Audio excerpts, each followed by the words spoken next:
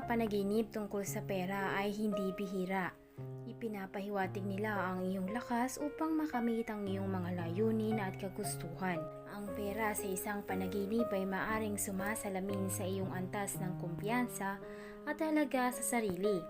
At ang panaginip na ito ay maaring magpahiwatig ng iyong kakayahang gawin ang nais mo sa buhay. Ang pera din sa panaginip ay sumisimbolo rin ng iyong pananalapi, personal na mga halaga at pakiramdam ng seguridad. Nagpapahiwatig din ito ng mga oportunidad na ipinakita sa iyo.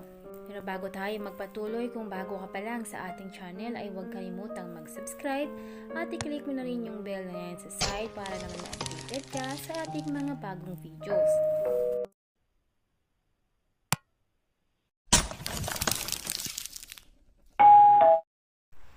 Isa ka rin ba sa mga naaaliw sa snake plant? Sa videong ito, ibibigay naman natin ang 13 halaman na kamukha ng snake plant.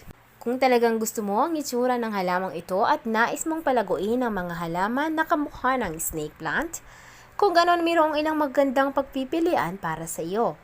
Ang mahabang payat na dahon na may masalimuot na pattern ay ginagawa itong isang nangungunang pagpipilian pagdating sa mga panloob na halaman.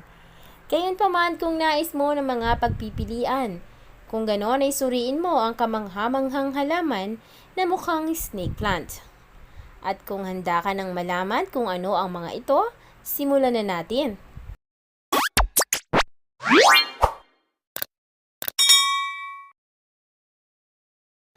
Number 1, Mauritius hemp.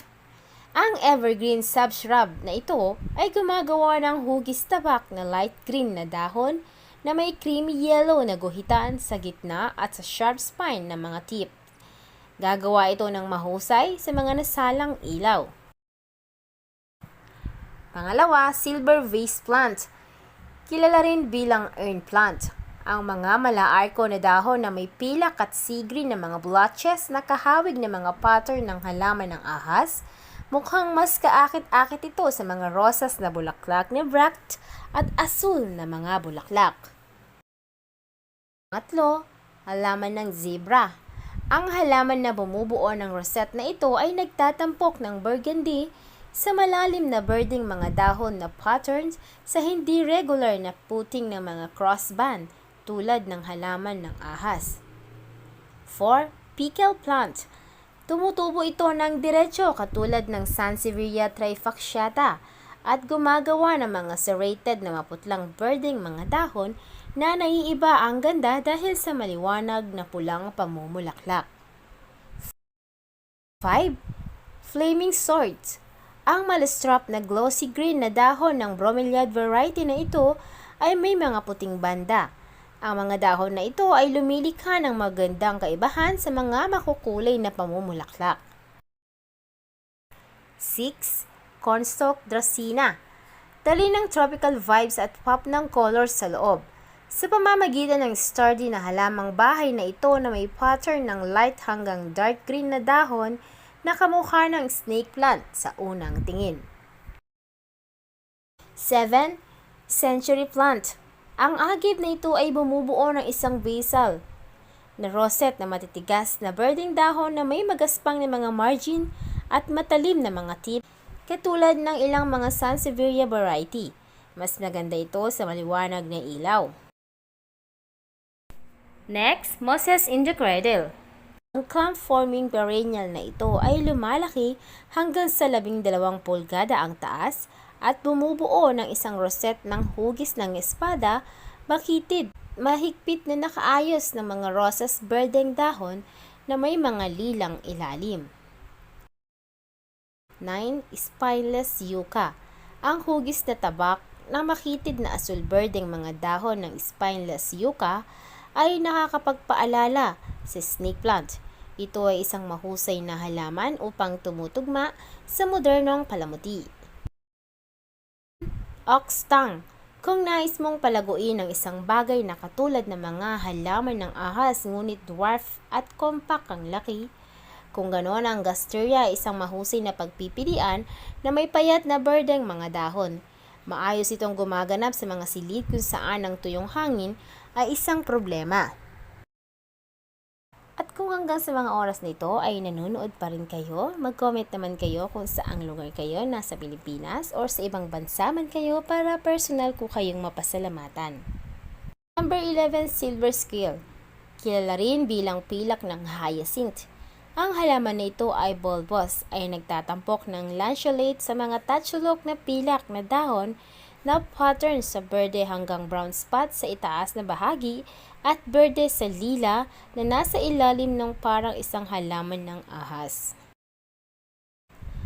12 Bird's Nest Fern. Ang hugis tabak na light birding crinkled fronds na may makinis na mga margin at itim na midrib ay isang mahusay na kahalili para sa mga halaman ng ahas dahil mayroon itong katulad na ugali sa paglaki. 13 Bush Lily. Ang magandang halaman na ito ay nagbibigay ng dobleng treat na may makukulay na pamumulaklak at magkakaiba na berdeng mga dahon na kahawig ng katulad ng mga snake plant. So yan lamang po ang 13 halaman na ka-lookalike ng snake plant. Meron ka rin ba ng mga ito sa inyo?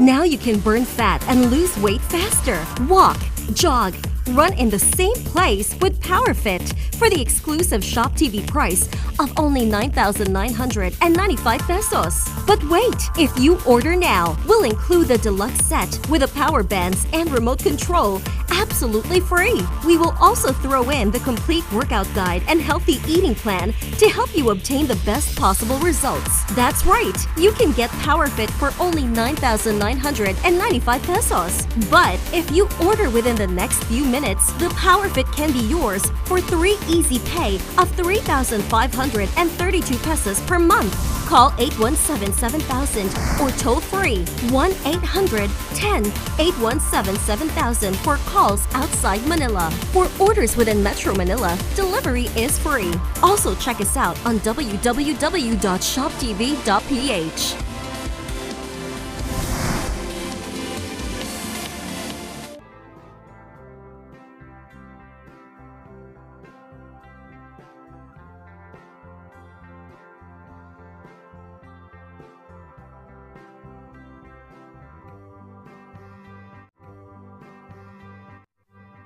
Dati ang aking buhay ay kulang sa sigla. Gandang taglay ko ay hindi nila makita. Ngunit nang ikaw ay makilala, ang beauty ko'y lililingon na. So take it back, shop till you drop. Sa easy shop, gagandang buhay. Pick and pack, shop till you drop.